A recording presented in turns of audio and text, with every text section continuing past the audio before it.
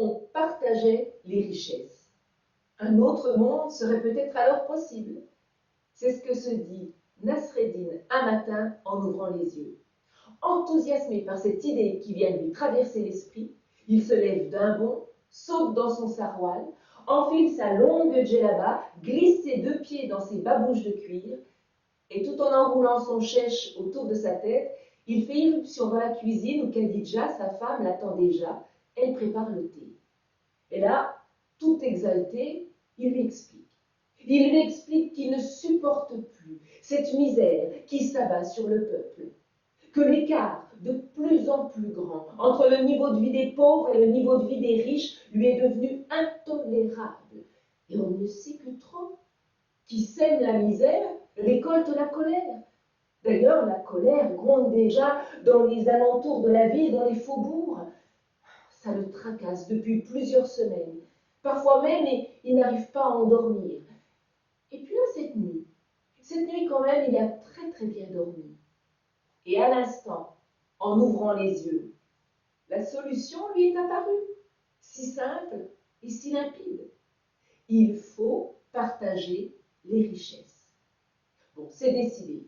À partir d'aujourd'hui, tous les jours, et le temps qu'il le faudra, il ira au cœur de la ville pour argumenter, expliquer, expliciter toute cette belle idée à tous ceux qui voudront bien l'entendre. Khadija, une fois de plus, est époustouflée par son génial Nasreddin. Et pendant qu'il finit de boire le thé, elle lui prépare dans un petit sac de cuir quelques dattes, quelques loukoums pour la journée. Et on ne tarde pas à le voir descendre là, la petite ruelle qui le mène de sa maison au cœur de la ville. Et vous savez, Nasreddin, quand il a quelque chose dans la tête, comme on dit, c'est pas placé ailleurs. Et pendant plusieurs jours, on le voit du matin au soir, pendant les marchés, là, sur des places publiques, juché sur quelques grandes jarres, en train d'haranguer la foule. À d'autres moments, on peut le croiser dans le souk. Là, il rentre dans les petites boutiques bondées, il prend à partie les commerçants, il prend à partie les passants, et il explique, devant tant de véhémence, tant de conviction. L'imam lui-même accepte qu'il prenne la parole à la mosquée aux heures d'affluence. Et Nasreddin ne néglige pas non plus les beaux quartiers. Il s'y rend tous les jours, il va frapper aux portes des superbes villas, des belles demeures.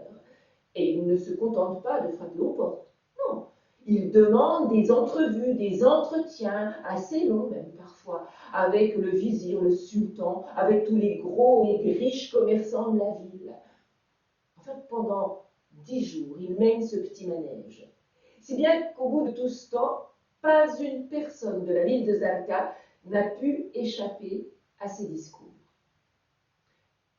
Et puis un jour, on le voit remonter cette petite ruelle qui le mène jusqu'à sa maison. Il marche d'un pas lent, il a l'air fatigué. Il arrive chez lui, effectivement, il est ératé. Tout de suite, il va s'asseoir sur quelques coussins posés sur le sol. Et Khadija, sa femme, vient aux nouvelles. Alors, Nasreddin, ça y est, tu as réussi. Tu as enfin réussi à convaincre tout le monde. À la bonne heure. J'ai réussi, oui, mais disons à moitié. Comment ça à moitié? Comment ça à moitié? Qu'est-ce que ça veut dire? Ben oui, je n'ai réussi à convaincre que les pauvres.